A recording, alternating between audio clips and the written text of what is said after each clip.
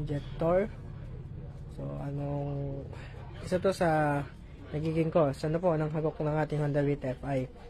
So, pag binubunot natin ng EOT sensor at tayo nag-o-okay, nawala yung hagok or nawala yung mahirap rin.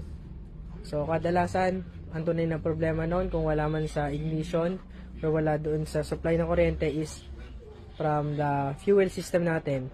Check natin yung ating fuel filter, ang fuel pump pressure, then injector. So, mostly, injector. Kadalasan ko itong nagiging problema, especially sa mga Aerox din na experience ko. Kapag binubunot ko yung engine coolant temperature, at EOT naman sa Honda Beat, nag-o-okay yung kanyang andar, nag-o-okay yung kanyang kasi, yung signal na binibigay from the ECU, ni sensor ay hindi nagiging accurate doon kasi hindi nagmamatch yung data na kailangan ni injector at yung kailangan din naman ni EOT. Ano po?